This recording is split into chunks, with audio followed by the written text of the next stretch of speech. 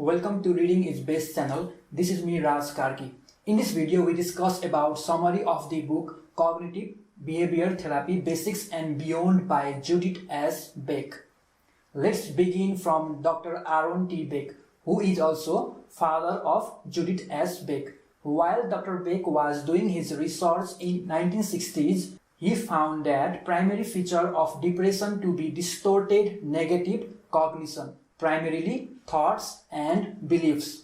Hence, he developed a short-term treatment based on solving current problem and modifying dysfunctional, that is inaccurate or unhelpful thinking and behavior.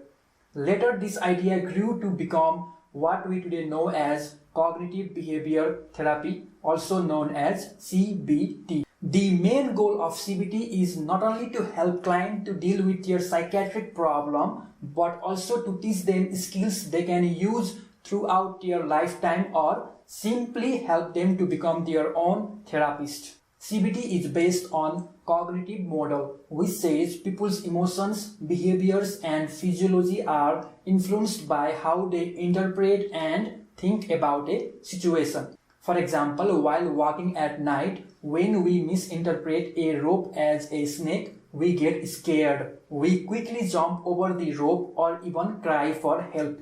Along the way, our heart rate also increases. We breathe fast and our muscles get tight.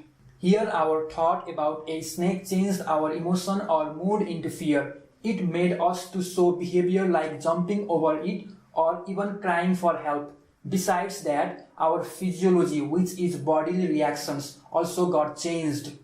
Like our heart rate increased, we breathe fast, our muscles got tight.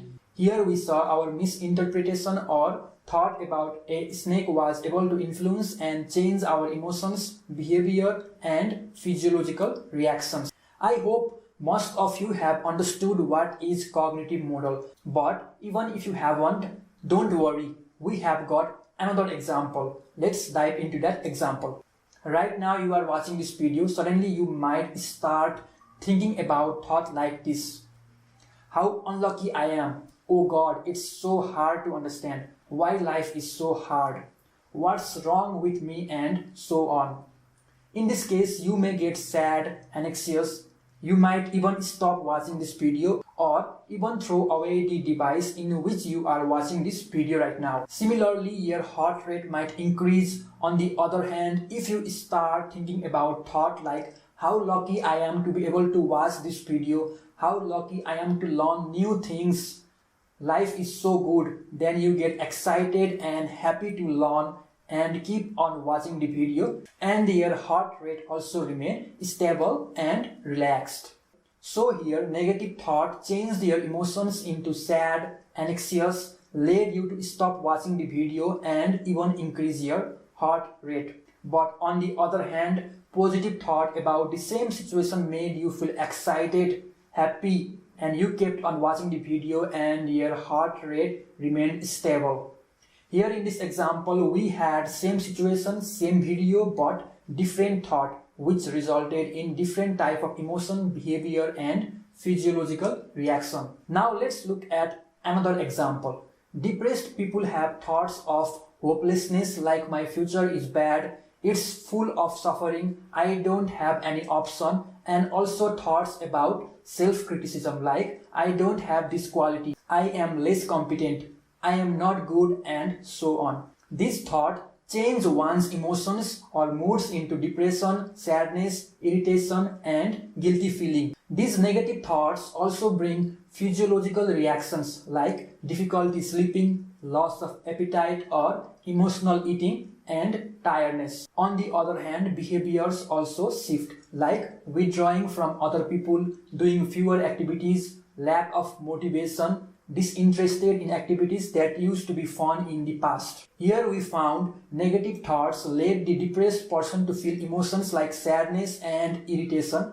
Similarly, he had difficulty sleeping and lost his appetite, and even made him to withdraw from his friend and become isolated. But here's a catch.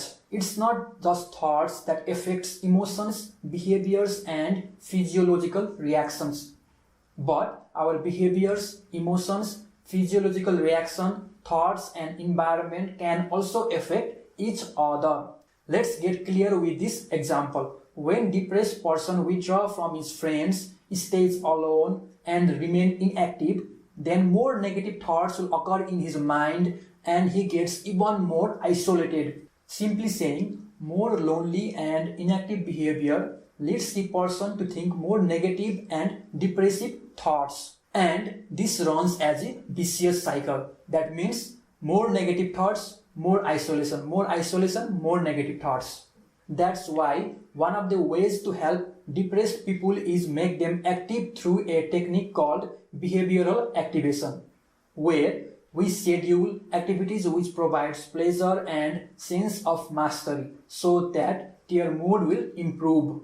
I hope you understood about cognitive model. In this video, we learned about cognitive model. In next video, we will learn about automatic thoughts, intermediate belief and core belief, and also the way to identify those beliefs by using downward arrow technique. And if you want to learn more about CBT, I have written summary about each chapter. You can read it by going to link in the description box. Moreover, if you want even more clearer understanding and want to learn to manage your stress or distress in a better way, you can buy the book by going to link provided in the description box. Anyway, thank you for watching this video. Please subscribe for more videos like this.